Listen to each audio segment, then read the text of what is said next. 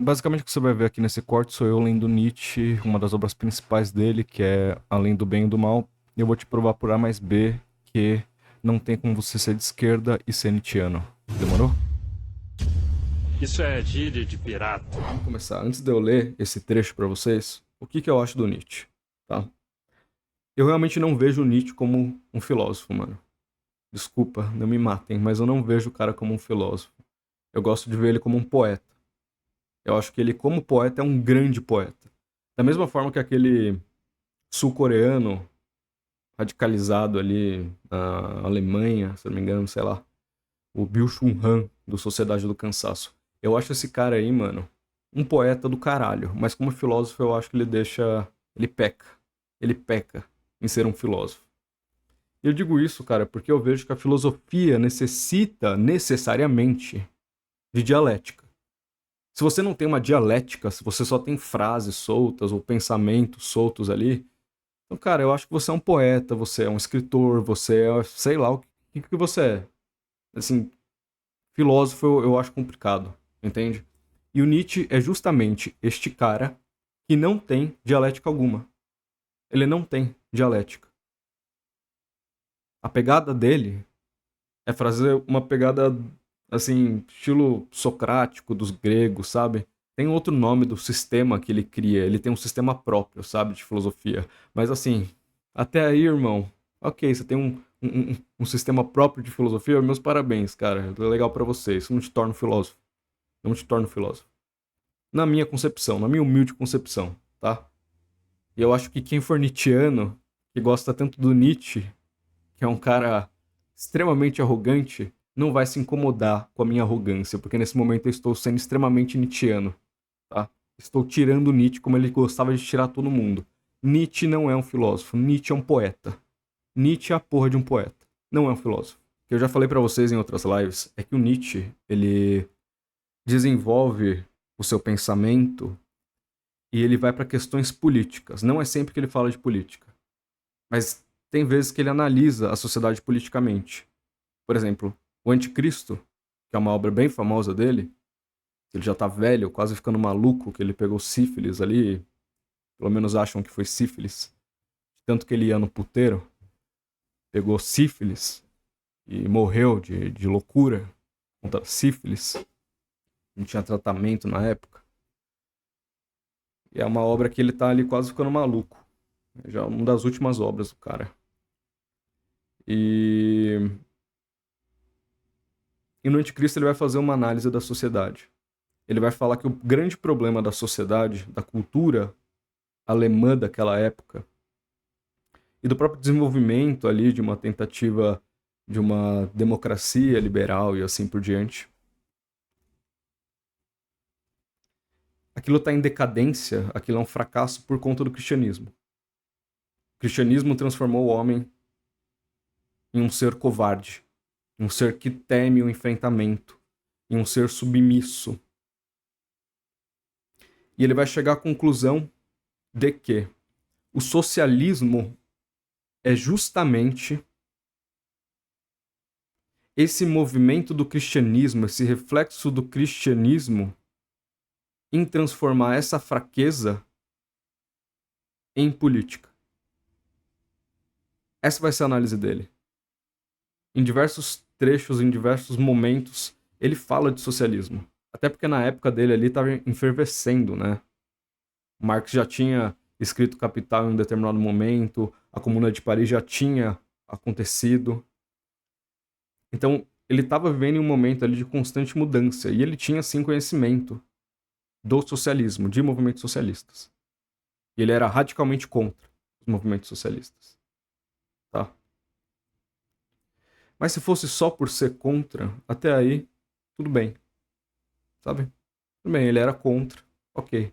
O problema é quando ele começa a direcionar a filosofia dele nessa tentativa de criar o super-homem, esse homem que não tem moral, este homem que não teme, este homem que vai em direção à vida, esse homem que permite que a sua vontade de potência possa ser espalhada e assim por diante.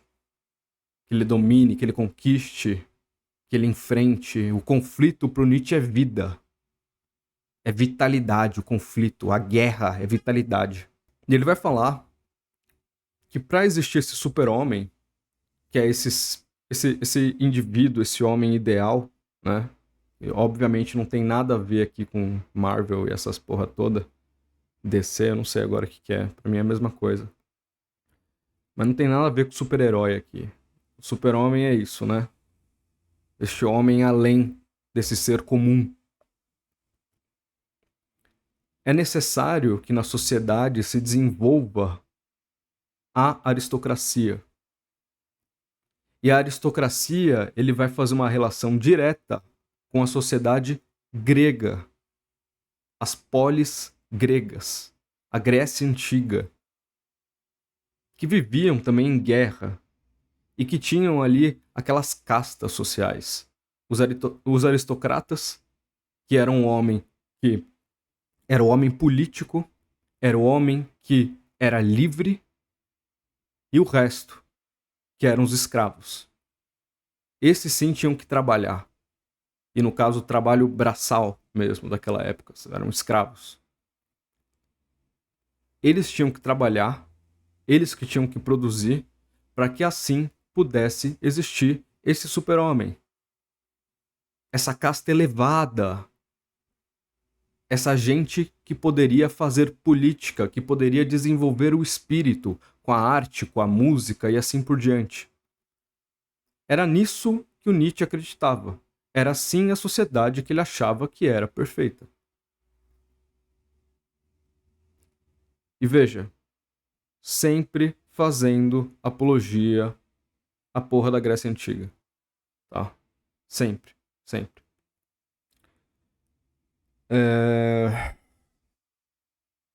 Enfim, eu acho que a gente pode falar das defesas que fazem do Nietzsche e, enfim, né, de como o Nietzsche é visto hoje e de como viram o Nietzsche durante todo este período, desde a morte do Nietzsche.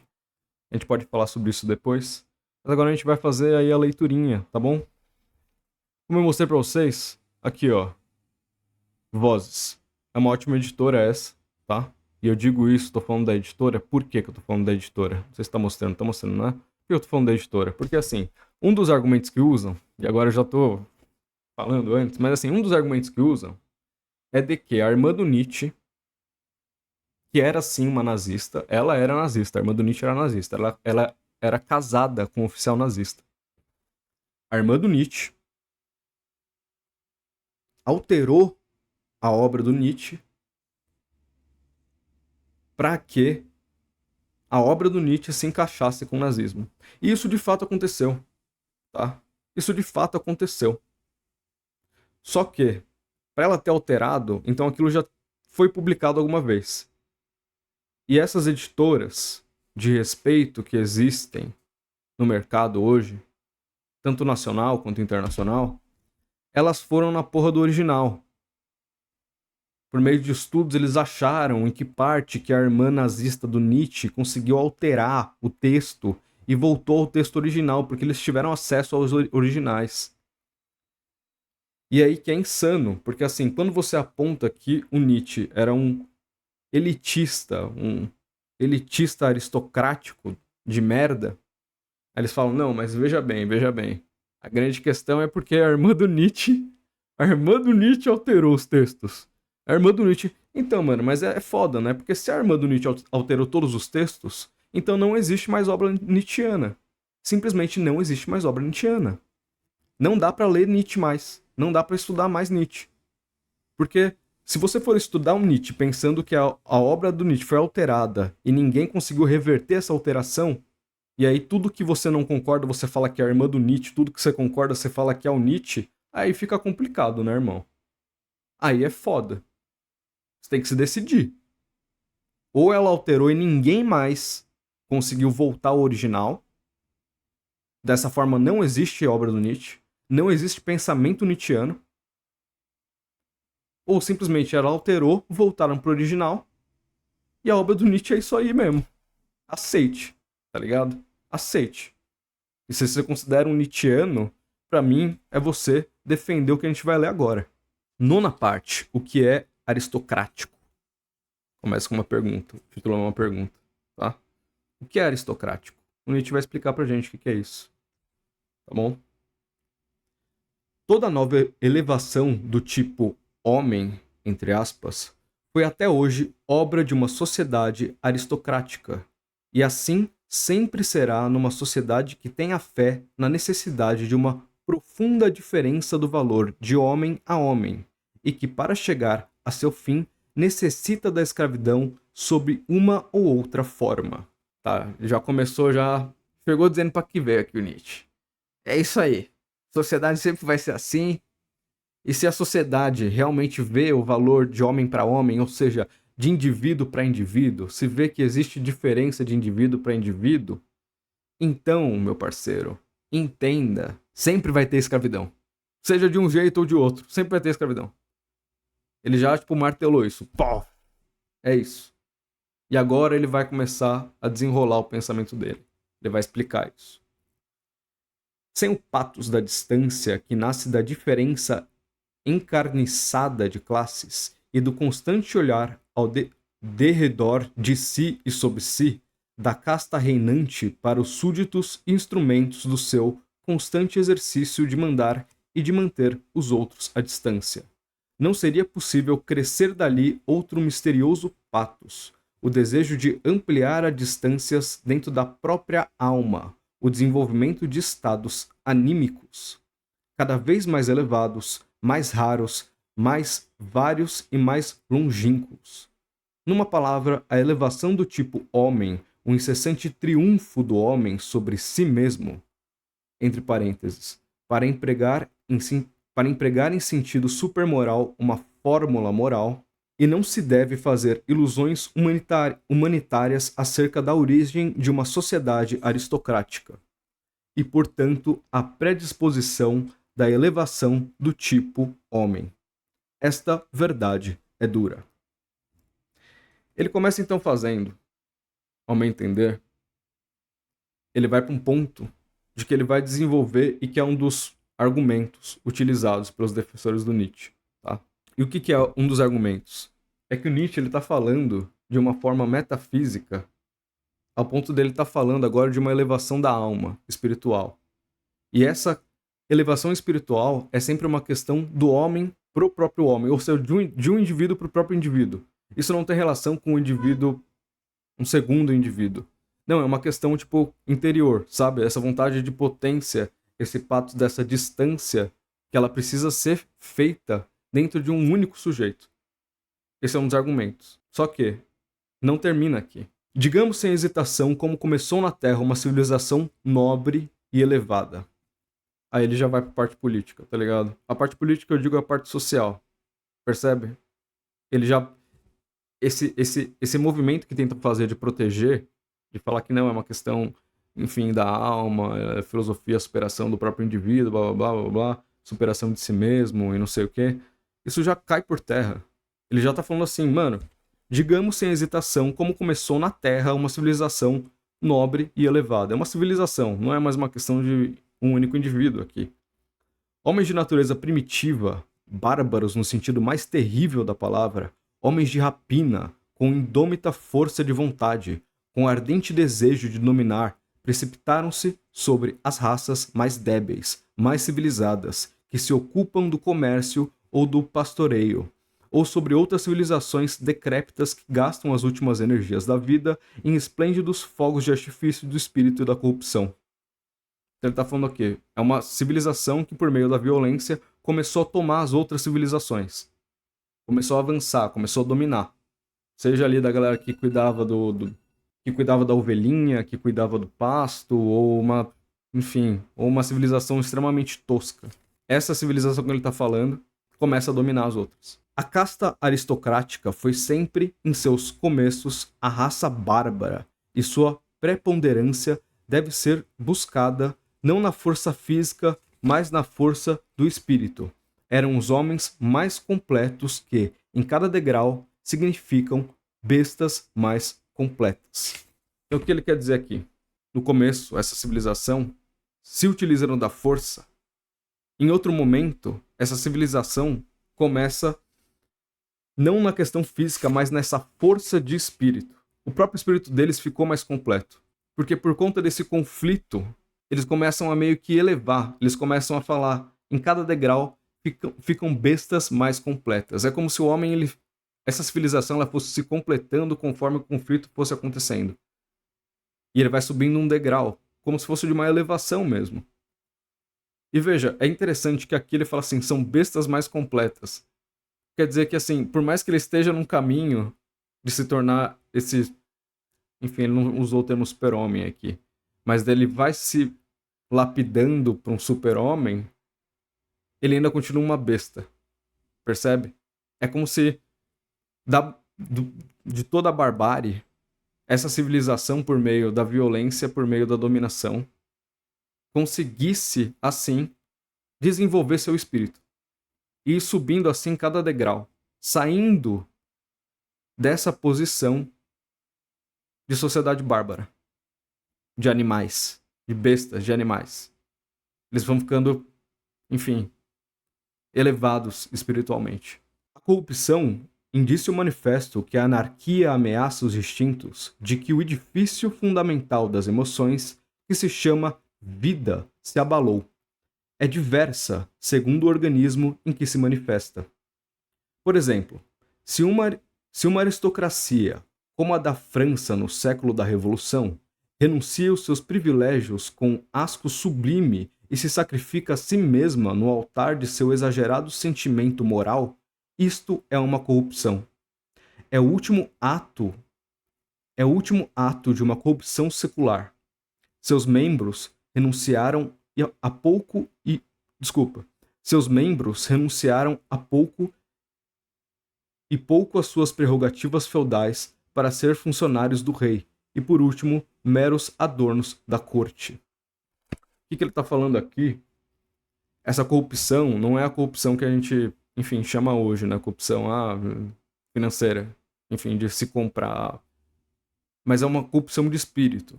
É de você abandonar exatamente esse patamar que você conseguiu alcançar, esse degrau que você conseguiu subir. Então você diminui por conta... Enfim, ele não vai falar isso nesse trecho aqui. Mas ele vai falar assim, ó. O organismo manifesta, ele só querendo ser um privilégio de um ato sublime se sacrifica a si mesmo em altar e seu exagerado sentido moral. Ou seja, é a corrupção de espírito. É a corrupção do espírito.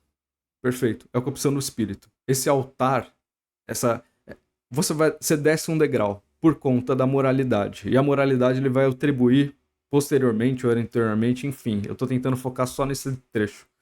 Mas, pro Nietzsche, a moral, ela é a moral cristã. Ela é degradante por si mesma, a moral cristã. Então, depois de você alcançar esse patamar, com a moral cristã, você meio que... É isso, você tem essa corrupção de espírito. O essencial numa boa e sadia aristocracia é que se mantenha, quer num reino ou numa república, não como função real nem social, mas como íntimo significado e alta significação dessas instituições. E que, por isso, acolha com tranquilidade de consciência o sacrifício de inumeráveis indivíduos, que por ela devam reduzir-se à condição de homens incompletos, de escravos, de instrumentos. Seu credo fundamental deve compendiar-se no princípio de que a sociedade não existe para a própria sociedade, mas como base, andaime e sustentáculo de uma espécie de seleção de homens que possam realizar seus altos destinos e viver com a vida mais elevada. Mano, não sei, eu acho que já daria pra mim parar aqui, tá ligado? Já meio daria pra parar aqui. O Nietzsche ele é muito claro no que ele tá falando. De como a sociedade deve se organizar. Dessa questão de classes. Como esses homens esses de baixo, devem sustentar como uma base, em uma posição de escravos mesmo, de trabalho. Eles que devem trabalhar, percebe? Para que esses outros homens, a aristocracia, até mesmo na república, possam desenvolver essa elevação de espírito. Mas é justamente, cara, é isso, velho. É muito bizarro, mano. Eu realmente não entendo como as pessoas podem ignorar isso. Como é que elas ignoram, mano? Ele tá falando com todas as palavras aqui. Ele tá defendendo a escravidão com todas as palavras. E as pessoas simplesmente ignoram isso. É como se isso não fosse nada, tá ligado? Isso não é nada. E ele usa claramente, ele fala com todas as palavras, isso não é uma questão metafísica, isso não é uma questão do espírito. Não, mano, ele fala aqui, velho. O essencial numa boa estadia aristocracia é que se mantenha, quer num reino ou numa república. Tipo, ele tá falando, cara. Ele tá sendo muito claro. Ele tá analisando a porra de uma sociedade. Isso é um ato político. Isso é uma análise política dele. A semelhança daqueles. A semelhança daquelas trepadeiras sedentas de sol de Java e que se aderem com seus braços ao azinheiro o tempo necessário para desabrochar a esplêndida luz franca do sol. E essa espécie, neles apoiados, abram a sua coroa e demonstrem, assim, a sua felicidade. Mano, olha esse trecho aqui. Você vai me falar que isso aqui não é um poeta? Vocês entenderam? Ele tá falando, tipo assim, uma metáfora das plantas, tá ligado? Sei lá, tipo, uma espécie de trepadeira que ela vai subindo na porra da parede até chegar à luz do sol que é lá em cima. Pô, esse cara é um poeta, mano. Isso aqui é poesia, velho. Isso aqui não é filosofia, caralho. Esse cara é um poeta, mano. Caralho, cara é foda. O abster-se reciprocamente de toda ofensa, de toda violência e de toda exploração. O equiparar a vontade à de outrem pode ser um bom costume entre os indivíduos, em certas circunstâncias e condições. Mas se quer estender este princípio e considerá-lo como fundamental da sociedade, revelar-se-ia como é com a vontade da negação da vida, como princípio de dissolução e de decadência. O que ele está falando aqui? Em uma sociedade, quando o indivíduo, e é aí que ele vai fazer, ele não vai falar isso aqui, mas é assim que ele vê o socialismo. O socialismo ele vai ver que é uma tentativa de nivelar a sociedade para um bem geral, só que esse bem geral necessariamente necessita que a vontade de potência do indivíduo seja anulada. Precisa que o indivíduo cometa essa corrupção moral. O indivíduo vai perder a sua vontade de potência. E essa negação da vontade de potência é a própria negação da vida, como princípio de dissolução e de decadência. Então ele vê no socialismo, ele vê uma sociedade que busca que as pessoas estejam em um patamar igual, que busquem o bem comum, né? O socialismo não é bem isso, no sentido de, assim, patamar e assim por diante. Mas, assim, vamos pensar no sentido mais claro aqui. Então é isso, é a decadência. O socialismo é essa tentativa de corrupção moral, de decadência. Aqui convém aprofundar-se no pensamento e deixar à parte todo o sentimentalismo. A vida é essencialmente um assenhorar-se violento de tudo quanto é estranho e fraco. Significa opressão, rigor, imposição das próprias formas, assimilação e, para usar uma palavra mais ou menos branda, exploração. Sabe o que é foda? O que ele tá falando da vida aqui, da vida como ele conhecia e da vida como a gente conhece hoje, é justamente isso. Nesse trecho, o Nietzsche ele não tá mentindo, cara. Nesse trecho, o Nietzsche está sendo muito mais claro do que muito liberal por aí. Porque, de fato, a vida, o mundo hoje é regido pela violência, pela força. Quem tem a arma maior. Essa é a grande questão. Isso faz sentido. Ele só parou e falou assim, a sociedade hoje é isso. Sim, é isso. Só não quer dizer que isso vai ser assim para sempre, entende? O Nietzsche realmente acredita que isso vai ser assim para sempre. E outra, ele acredita que essa violência, que esse apoderamento do outro, ele é necessário para que exista essa evolução espiritual. Para que a gente tente alcançar o super-homem. Ele acha que isso é necessário. Ele não vê... Ele tem um bom diagnóstico, só que ele fala assim, bom, isso aí tá correto, tá ligado? Tem que ser assim mesmo. Tem que ser assim mesmo, entende? Mas por que havia de se empregar justamente tais palavras, as quais, desde os tempos antigos, estão impregnadas de uma intenção caluniadora? Mas também aquela corporação dentro da qual, como nós anteriormente supomos, as pessoas tratam-se com igualdade. Acontece isso em cada aristocracia sadia. Deve fazer quanto às outras corporações, caso seja ela um corpo vivo e não decadente, que as pessoas se abstenham umas das outras. Quererá ela dominar, crescer, dilatar-se. Quererá supremacia, atrair, conquistar, não porque isto seja bom ou mal, mas porque ela vive, e vida é vontade de potência. Em qualquer aristocracia saudável, ela vai querer dominar uma outra aristocracia. E aí ele vai falar ainda, tipo assim, não, mas não é por bem ou por mal, mas é porque é isso, a vida é assim, tá ligado? É como se fosse tipo assim, mano, é como se o Nietzsche, mano, tivesse, de alguma forma, falando assim, olha, não é que eu não sou de direita nem de esquerda, tá ligado? Eu não sou de direita nem de esquerda. Isso aqui não é bom nem ruim, mas é só que é assim e sempre vai ser assim. Eu sou só, tipo, um realista, tá ligado? Eu sou quase neutro. Eu sou quase neutro, tá ligado? Só que as coisas sempre vão ser assim. A vida é assim. A vida é vontade de potência. Então não tem como você frear isso. É assim que é e é assim que sempre será, tá ligado? Foda-se. Foda-se, tá ligado? É como se esse não é por bem ou por mal fosse algo quase como. O Nietzsche não vai falar de ideologia, mas é como se esse discurso que a gente escuta hoje é como se aquela pessoa não visse que ela também tem ideologia, sabe? Tipo assim, é aquela pessoa que justamente acha que não tem ideologia, que mais tem ideologia. E o Nietzsche tá fazendo basicamente isso, sabe? É, é dominar, cara, explorar, aniquilar, supremacia, buscar a supremacia. Não é bom, mas também não é ruim. Eu não tô analisando isso assim, mas é que é assim que é, tá ligado? É tipo isso. O Nietzsche querendo pagar de neutrão, tá ligado? Tipo, mano. Caralho, isso é muito ideológico. Isso é extremamente ideológico, mano. É extremamente ideológico isso, tá? Mas, neste ponto, a consciência geral dos europeus é mais obstinada. Embora os doutos prometam um futuro estudo social que não tenha caráter de exploração, o que me parece como querer inventar uma vida sem quaisquer funções orgânicas. A exploração não é, para nós, indício de sociedade corrompida, imperfeita e primitiva. É parte essencial de tudo quanto vive, é uma função orgânica, consequência da vontade de potência, que é apenas a vontade de viver. Isso, como teoria, poderá ser coisa viva, mas na realidade é o fato substancial de toda a história. Sejamos finalmente honestos neste ponto para confessá-lo.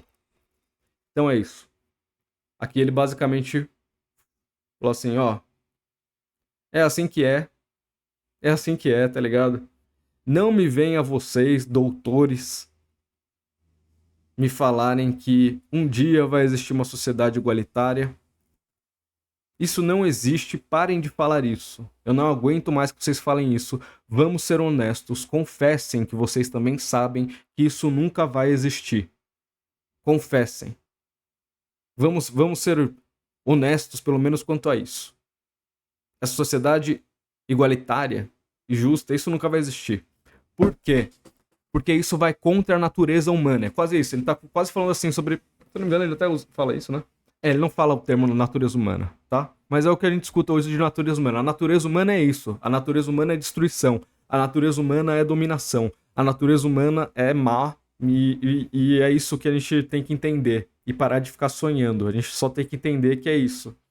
O homem sempre vai explorar outro homem. A vida é assim mesmo. Aceite e seja honesto com você mesmo. Que você também não acredita que as coisas vão ser justas um dia. Porque isso vai contra a vida e a natureza humana.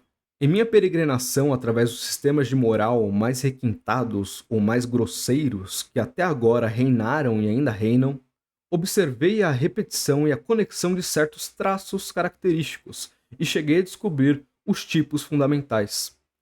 Há a moral dos senhores e a moral dos escravos.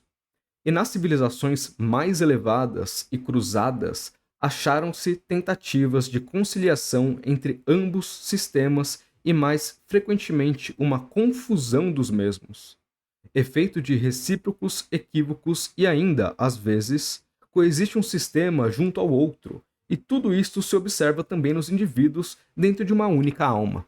Então o que ele está falando? Eu analisei aí a nossa sociedade, eu analisei outra sociedade ali também, eu analisei essa, e tipo assim, a análise dele, tipo, não tem uma metodologia clara, tá? Não tem. É isso, é meio que o olhar do Nietzsche sobre isso, foda-se a metodologia, não precisa de metodologia. É isso, ele analisou ali, e ele viu que é isso aí, uma pessoa domina a outra, e é isso que acontece. E o que eu acho mais curioso, mano, se é que tem dúvida ainda pra você, Nietzscheano de esquerda. Nietzscheano de esquerda. É muito louco como ele só continua aqui, né? E tudo isso se observa também nos indivíduos dentro de uma única alma. Então, tipo assim, ele não tá falando de um único indivíduo aqui, ele não tá fazendo uma metáfora usando a política e a sociedade que ele analisou, ou todas as sociedades, para analisar um indivíduo. Ou a natureza humana, ou seja lá o que for. Ele tá analisando politicamente mesmo, ele tá analisando organizações sociais. E ele fala assim, e também analisei que isso acontece dentro de cada indivíduo, com a sua alma. Tá ligado? É muito bom que ele só fala também isso. Também isso. As distinções morais dos valores tiveram origem ou numa classe dominadora, consciente, de uma superioridade, ou numa classe dominada, dos escravos e dependentes de qualquer grau. No primeiro caso, quer dizer, quando os dominadores são os que determinam o conceito bom, entre aspas, os estados soberanamente elevados da alma serão decisivos ao determinar os títulos de distinção e ao classificá-los. O aristocrata mantém afastados de si os seres em que se manifestam os estados opostos da alma, detesta-os. Observe-se que, neste primeiro gênero de moral, as palavras bom, mal, significam aristocrático e desprezível. O contraste bem e mal tem outra origem. Essa outra origem aqui é o que ele vai depois relacionar, enfim, a moral cristã. Aí ele vai, enfim, pegar esse bom e mal. Mas ele está dando aqui um parâmetro. Agora ele está falando basicamente, e é aí que eles usam, né? Ele está falando aqui da questão do espírito, da questão do indivíduo, né? Do sujeito. Despreza-se o covarde, o medroso, o pedante, o utilitário, estreito, o desconfiado, o que se humilha à espécie de cão, no homem que suporta qualquer maltratamento, o adulador que mendiga uma esmola, e, sobretudo, o embusteiro. É uma crença fundamental dos aristocratas que o povo baixo é embusteiro. Ou seja, quem tem o espírito fraco, a esse só resta o desprezo, tá? A esse só resta o desprezo. É basicamente isso. Verídicos. Chamam-se a si mesmos os nobres da Grécia Antiga. Ele vai puxar a Grécia Antiga agora. É claro que as indicações dos valores antigos se aplicaram primeiramente às pessoas e depois, por derivação, às ações pelas quais cometem um grosseiro erro aqueles historiadores da moral que tomam como ponto de partida perguntas como essa: por que o ato da compaixão foi louvado? A raça aristocrática sabe que é determinadora dos valores e não sente necessidade de ser aprovada ou elogiada. Julga ser prejudicial em si mesma aquilo que a prejudica. Sente ser ela quem dá finalmente honra às coisas, quem cria valores. Cara, eu não sei porque esse termo raça aristocrática, eu realmente não entendo isso, tá ligado? Eu não sei nem como dá pra você meter o migué de que isso é uma metáfora pra algo da alma ou do espírito, tipo, raça aristocrática, tá ligado? Sei lá, mano. Mas assim, por outro lado, essa determinação dele aqui, ela é basicamente ele só tá fazendo uma constatação da realidade do que ele tá vendo. Porque de fato é isso, mano. Aqueles que ganham, aqueles que dominam, aqueles que têm mais força, realmente determinam a moral. Eles realmente determinam o que é certo e o que é errado. O que é eticamente aprovável ou não. Eles criam leis, tá ligado? Ele acha que isso é certo. Ele acha, é isso aí, é certo. Sei lá. Só aceite. Aceita que dói menos. Melhor já ir se acostumando. É basicamente isso, tá ligado? É a moral da exaltação de si mesmo. Nela predominam os sentimentos de prosperidade, de potência, de felicidade, de alta tensão. Cara, parece um coach, né, mano? Caralho, o Nietzsche seria um ótimo coach. O Nietzsche seria um ótimo coach, mano. De potência, de felicidade, de alta tensão, a consciência de uma riqueza que transborda e se dá.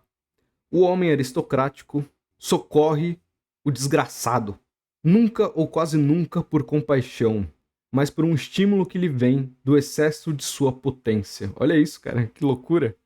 Olha que bagulho louco, mano. O homem aristocrático, velho, esse homem voltado à elevação do espírito, enfim, elevação à arte e assim por diante, se ele vai socorrer um desgraçado, é esse termo que ele usa aqui, um desgraçado, não é porque ele tá sendo bondoso, como a moral cristã fala, ajude o próximo ou qualquer merda desse tipo. Não, não, não, não. É porque ele tá tão vivo, mano, ele tá tão pulsante, ele é tão potente que ele vai lá e vai até ajudar o outro. Tá ligado? É, é muito louco, cara. Imagina a sífilis corroendo o cérebro dele, mano. E ele escrevendo essas últimas palavras antes de enlouquecer, tá ligado? Bem que aqui eu acho que ele ainda tava relativamente bem.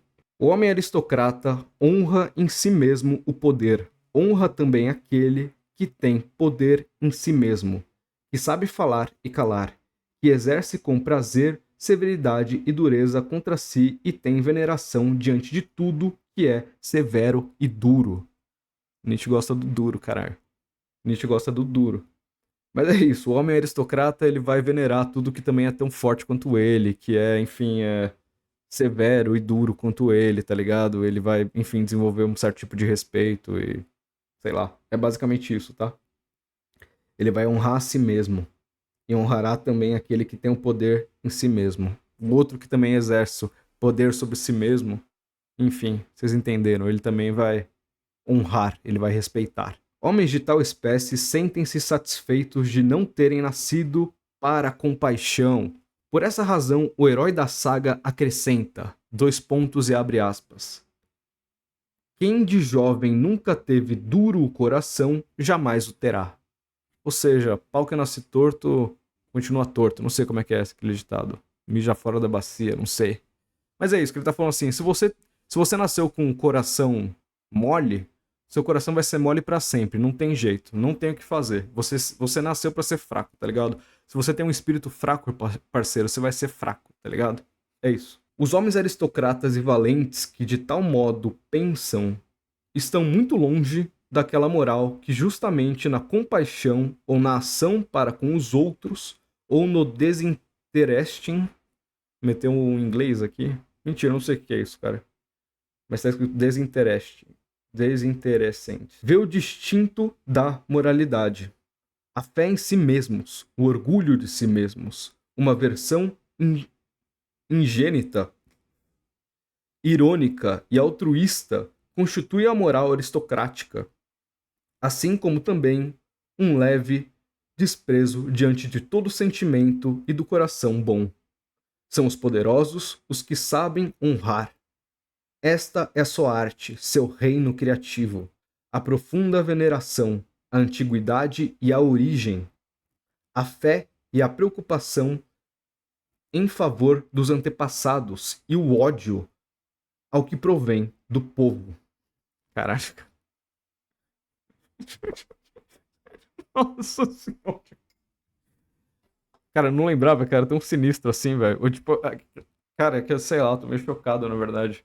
Eu não lembro que era tão sinistro, cara. Eu admito que assim, há uns meses eu peguei pra ler esse livro aqui, alguns trechos de novo, porque eu já tava pensando em fazer essa live. Mas eu não tinha avançado tanto. E eu não lembrava de tudo isso aqui, cara. Olha o que esse cara tá falando, mano. Isso aqui é cabuloso, velho. Isso aqui é cabuloso, mano. É o ódio das massas. O que ele tá falando aqui é o ódio das massas. É o ódio das massas, é honrar seus antepassados, e principalmente a antiguidade, ele coloca ali com letra maiúscula, e ele tá falando aqui com outros alemães, tá falando aqui com os outros gringos, tá ligado? Antiguidade, dos gregos. É isso, mano. Isso aí é Nietzsche. Isso aqui é o Nietzsche. Puro, nítido, colocando em todas as palavras e sendo o mais direto possível como é que ele vê uma sociedade. E isso que ele tá falando pra gente, tudo isso que eu tô lendo neste momento, é sobre a moral aristocrática.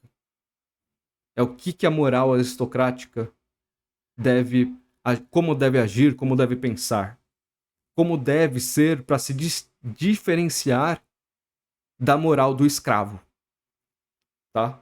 A moral do escravo é justamente essa, a moral do aristocrata é justamente essa oposição. É justamente o aristocrata que precisa ter essa moral para dominar o escravo. Senão, se ele não fizer isso, ele que vai ser dominado, ele que vai virar um escravo, tá ligado? E a única forma dele não fazer isso é se corrompendo com a moral cristã. Se a moral cristã corrompe este homem, ele então vai virar um escravo. Ele vai entrar na decadência e ele vai se fuder. O que, porém, é mais estranho ao gosto oriérdo e sensível na severidade de sua tese é a moral dos poderosos que afirma ter obrigações somente quanto aos de seu grey, e não quanto aos seres de um grau inferior e a tudo quanto é estranho. Procede à vontade ou, abre aspas, como lhe inspire o coração, fecha aspas, isto é, sempre além do bem e do mal, ou qual pertence à compaixão e a outros sentimentos. Um agradecimento e uma vingança perduráveis, tudo somente dentro de sua grey, a sutileza na recompensa, no conceito da amizade, uma certa necessidade de ter inimigos, canais para desafogar os sentimentos de inveja, de rivalidade, de insolência e, no fundo, para poderem ser bem amigos, todos estes são caráteres típicos da moral aristocrática. Como já dissemos, não é a moral das, abre aspas, ideias modernas, fecha aspas, e por isso é difícil a sentirmos hoje. Também torna-se difícil desenterrá-la e descobri-la. Então é isso, velho. Isso aqui me lembrou muito. Vocês já ouviram falar de um livro chamado 48 Leis do Poder? Já ouviram falar desse livro? É um livro que o Pablo Marçal, ele meio que leu, e aí a galera começou a falar que, porra, ele começou a seguir justamente todas as 48 Leis do Poder. Ele tá seguindo essa porra desse livro. E as 48 Leis do Poder fala, cara, é justamente isso. Poderia chamar assim, as 48 Leis do Aristocrata, tá ligado? Esse cara com certeza leu, o autor desse livro, ele leu Nietzsche. E ele conseguiu absorver o que ele pôde do Nietzsche pra escrever essa porra desse livro aí. Porque é isso, o Nietzsche ele tá falando assim do poder. Ele tá falando, bom, é louco, né? Ele vai falar em um momento que tenha inimigos para que você consiga extravasar toda a sua angústia, toda a sua raiva e assim por diante, e também para vocês serem bem amigos, tá ligado? No sentido de, enfim, mano, quase o que é dito hoje pra gente, mantenha seus inimigos mais próximos ainda, blá blá blá, para que você, enfim, consiga controlá-los melhor e assim por diante. Uma das coisas que ao aristocrata é difícil de compreender é a vaidade. Ele será tentado a negá-la também lá onde uma outra espécie de homem julga pegá-la com ambas as mãos. O problema para ele consiste no fato de imaginar seres que procuram despertar uma boa opinião sobre si mesmos, que eles, entretanto, não têm e que, portanto, não a merecem, entre aspas, e que, finalmente, acreditam nessa boa opinião. Isto ao aristocrata parece-lhe de tão mau gosto e tão irrespeitoso e tão barroco e irracional que se sente inclinado a considerar a vaidade como uma anomalia e a duvidar que exista na maior parte dos casos em que dela se fala. Dirá, por exemplo, abre aspas, eu posso extraviar-me ao julgar meu próprio valor e posso pretender contudo, que meu valor seja reconhecido pelos outros na mesma medida que o é para mim. Mas isto não é vaidade, fecha aspas. Ou então... Mano, isso aqui parece muito um... Caralho, cara. Parece muito um livro de regras, tá ligado? Parece que ele tá querendo ensinar pra gente como virar um aristocrata. Tipo assim, desbloqueie o aristocrata dentro de você nesse momento e faça o que eu estou te falando. Sei lá, mano, se o Nietzsche ele tivesse nascido hoje, mano, ele estaria vendendo curso. Com toda certeza, mano, ele estaria vendendo curso na porra do YouTube pra você ser um sei lá, mano, um homem viril de sucesso alfa, alfa, sigma, e é isso, mano. Como ter sucesso na vida. É isso, mano, ele seria tipo uma espécie de Pablo Marçal, sabe? Eu não tenho dúvida alguma quanto a isso. Tá, mano, eu vou pulando aqui porque eu tô vendo que o tempo tá passando aqui. Enfim, ele pode-se considerar-se como um monstruoso atravismo o fato de que ainda hoje o homem vulgar esteja esperando as opiniões, não somente uma boa opinião, mas uma inadequada e má acerca de si mesmo, para a ela submeter-se. Lembre-se, por exemplo, na maior parte da autovalorização e autodesvalorização. Olha isso, cara, até os termos autovalorização. Caralho, o Nietzsche é a porra de um neoliberal, mano. Ele é um neoliberal fudido, cara. Autovalorização ou autodesvalorização que certas devotas humildes aprendem de seus confessores e que de qualquer modo o cristão crente aprende de sua igreja.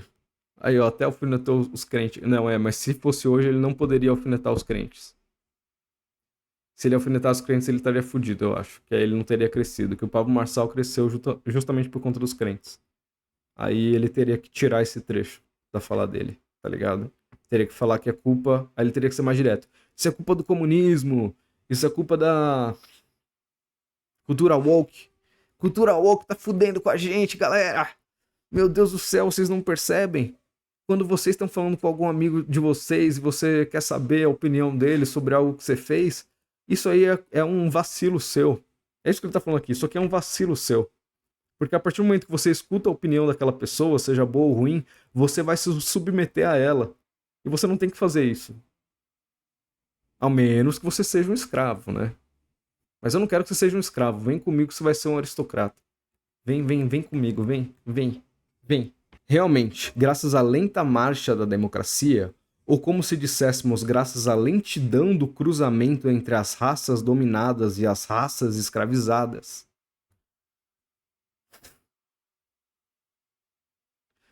Oh, mas Gasper, na época dele, raça não significa raça mesmo. Significa. Tá ligado, mano? Caralho, cara, é o que o cara tá falando aqui, mano. Ah, cara, eu não sei. Esse maluco é sinistro, velho. A inclinação, outrora aristocrática e rara, de atribuir-se valor a si mesmo e a de pensar bem acerca de si, vai se fortalecendo e alargando-se cada vez mais. Mas terá por inimiga uma inclinação mais inveterada, mais difusa e mais vital, que é o fenômeno da vaidade, a qual, como mais antiga, predomina sobre a mais nova.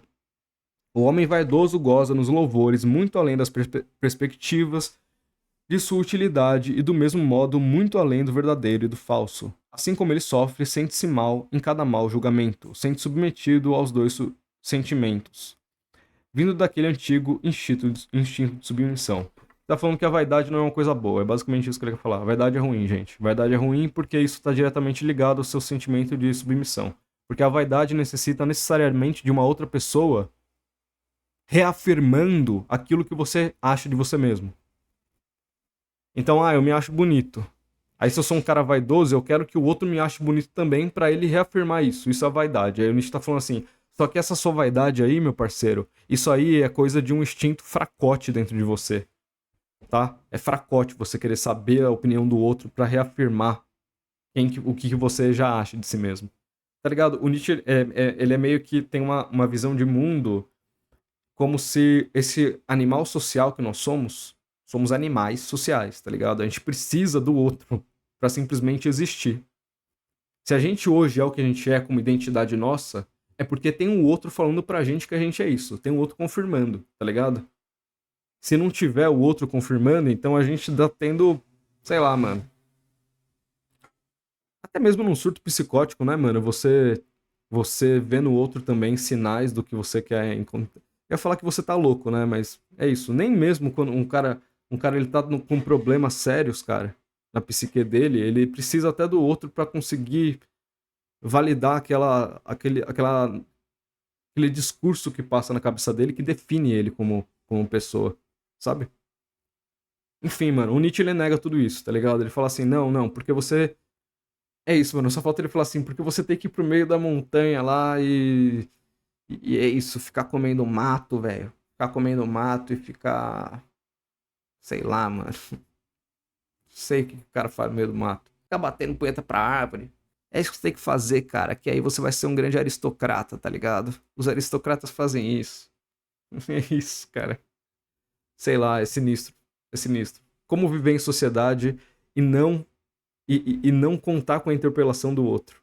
Como viver em sociedade, cara, e não contar com a opinião do outro, cara, e se nivelar diante da opinião do outro. Sei, na cabeça do Nietzsche é possível. Ele ficou maluco no final. É o escravo no sangue do vaidoso, um resíduo da astúcia servil que procura instigar as boas opiniões a seu próprio respeito. E quanto de ser escravo existe, por exemplo, ainda hoje na mulher? Tem essa questão, né, que eu acabei nem falando. Eu esqueci, na verdade. Mas o Nietzsche é extremamente misógino, assim. Nem não é uma questão da época dele. Na época dele existia machismo, como existe hoje, só que pior, né? Mas existia machismo, só que assim, naquela época a galera olhava pra gente e falava assim, caralho, mano, mas isso aí você já odeia mulher, tá ligado? Isso aí já é um outro nível, tá ligado? Você deixa muito claro que você odeia a mulher. Pera lá, cara, pera lá. Elas têm sua utilidade também, meu parceiro, tá ligado? Não é bem assim, não. Não, o Nietzsche é misógino mesmo, não é machista. Ele é misógino, ele odeia a mulher, cara. Ele odeia a mulher. Ele realmente vê na mulher a moral do escravo, a moral de submissão. E mais uma vez, ele não tá falando que a mulher tem que buscar uma emancipação e virar uma aristocrata. Buscar a moral aristocrática, ou seja lá o que for. Não, é isso. Tem muito, tem muito da moral do escravo dentro da mulher. Então, meu parceiro homem, se você tem a moral do escravo com você, você é meio mulherzinha também, tá ligado? Pense nisso. Você é meio que isso aí. É basicamente isso que o Nietzsche tá falando aqui, mano. É uma questão da época dele, né? É uma época. Isso aqui não tá nem no principal livro de filosofia dele, não. Não tá, não. Não. Eu posso me considerar nietzschiano, mas eu ignoro. Eu tiro esse último capítulo aqui e jogo fora. Fala, mas isso aí é questão da época, né? A época do cara era assim mesmo. Tipo assim, o Marx já existia nessa época, tá? O Marx já existia nessa época. O Marx já tava falando da emancipação da mulher já. Mas, enfim. Tem que falar outras mulheres, né, mano, que estavam em movimentos revolucionários, que eram socialistas, estavam lutando pela revolução. Mas o Nietzsche é na sua época. É a época do cara, né? É a época do cara. É culpa da Salomé, sim. Ele se apaixonou lá por uma filósofa, uma pensadora lá que, enfim, quebrou o coração dele, ele ficou muito mal. Ele passou a odiar as mulheres. É isso, velho. Eu fiz um vídeo já, mano, sobre o Matheus Alpha Spirit, que é um desses caras aí que vende curso, que vendia, ele saiu da internet, vendia curso de masculinidade. Eu usei o Nietzsche pra falar sobre isso, porque o Nietzsche, ele é a porra de um incel, cara. De um red pill, mano. Ele é um red pill do caralho, tá ligado? Ele é a porra de um red pill, mano. Mas eu sou nietzschiano. E eu me considero um red pill. Quer dizer, né? Quer dizer, né? Eu sou nietzschiano. Eu sou nietzschiano. E eu não gosto desses red pill. Eu não gosto de machismo também. Mas o Nietzsche pode. O Nietzsche pode ser. O Nietzsche pode ser. Mesmo que isso aí esteja diretamente ligado à filosofia do cara. Não é? Eu não tô lendo uma carta do Nietzsche que ele escreveu pra um amigo dele. Eu não tô lendo, sei lá, mano, um bagulho que ele escreveu no caderno dele quando ele tava com raiva, sabe? Não tô lendo isso, velho. Eu tô lendo uma porra que tá, tipo, na obra principal do maluco, velho. Não dá pra entender, velho. Do mesmo modo, é o escravo que, diante dessas opiniões, logo se prostra como se não fosse ele que as tivesse provocado. E digamos novamente, vaidade é um atavismo. Mano, então, eu tô vendo aqui que já são quase 11h30, tá? Não sei, eu não vou conseguir acabar isso aqui, velho. Assim, mano, o resto da obra não vai ser tão diferente assim. Ele vai continuar desenvolvendo, ele vai falar depois da. Ele tá entrando agora na moral do escravo, sabe? Ele vai começar a falar. se ele vai falar diretamente da vontade de poder, mas ele vai fazer, enfim. Mas acho que pra finalizar, mano, é o que acontece hoje. O não liberal, mano, ele vai tentar. Ele vai se entender o que o Nietzsche tá falando aqui. Ele simplesmente vai entender o que o Nietzsche tá falando aqui. Tá? O não liberal inclui os fascistas e inclui também uma parte dessa esquerda que se diz esquerda, mas não é, tá ligado? E eu me refiro aqui, especialmente, tá? Ao Foucault. Ao Foucault e até ao Deleuze, mano. Por que eu tô falando do Foucault e do Deleuze? Porque os dois, eles bebem muito de Nietzsche. Eles não são nada marxistas, tá ligado? Deleuze não. Os caras não são marxistas, velho. Pra você ser marxista, você tem que ter pelo menos. O que que é pra você ser marxista? Você tem que ter uma dialética. Você tem que ter uma forma de interpretar o mundo, de ver o mundo. Eles bebem muito da. Eles não têm a dialética, materialismo histórico dialético, tá? Eles não vão nesse caminho, tá? E tanto Deleuze quanto Foucault, eles vão beber do Nietzsche e eles conscientemente não vão falar desses trechos de que o Nietzsche é um elitista, um aristocrata safado, velho. Ele é um lixo, tá ligado? O Foucault e o Deleuze vão ler isso e vão falar, ah, não, deixa pra lá. Isso aqui a gente pode ignorar, tá ligado? Isso aqui a gente pode ignorar, não, foda-se. O que a gente tem que tentar é trazer o Nietzsche aqui pra esquerda, tá ligado? Esquerda. Porque é isso, né? É uma questão do indivíduo, a microfísica do poder, a relação de poder entre um indivíduo e o outro. Isso é muito bonito, tá ligado? É isso que eu tenho que tentar entender pra mudar a sociedade e assim por diante. O que acontece é que hoje, o Nietzsche ele já passou por vários processos, né? Tanto é que o bagulho é de 1800 e Guaraná com rolha. E durante esses processos, velho, cada movimento começou a ler o Nietzsche de uma forma, tá? No Brasil, especialmente, o Nietzsche chegou junto com as galinhas verdes, cara. Foi a porra do Plínio Salgado. Plínio Salgado, né? Dos integralistas. Ele que trouxe, velho. Ele que. Não é que ele trouxe pro Brasil diretamente, mas ele que puxou o Nietzsche pra conseguir desenvolver o próprio fascismo brasileiro.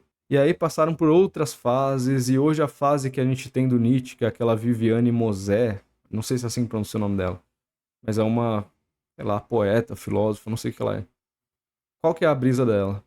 É a brisa mais neoliberal possível. Mais neoliberal possível. E mais pós-moderna. Neoliberal não, desculpa, mano, eu tô cansado. A brisa mais pós-moderna possível, tá ligado? Pós-moderna pra caralho. Ela simplesmente. É isso, ela faz esses movimentos de que de fato tá tudo centrado no indivíduo e que a questão não é a sociedade, a crítica do Nietzsche não é a sociedade, mas que ele realmente pode trazer avanços para como a gente enxerga a nossa própria vida e como a gente age politicamente, em se enfrentar, seja lá o que for. Sei lá, mano. Realmente li pouquíssimas coisas sobre ela, sobre os textos dela, mas eu sei que ela é nietzschiana. Até onde eu sei, tá? Eu quero dizer, mano, é que é isso. As desculpas que a galera tenta usar do Nietzsche é a primeira da irmã dele, que era nazista e que alterou os textos dele. Mas se os textos não voltaram pro original, se a gente não leu o original hoje, então é isso.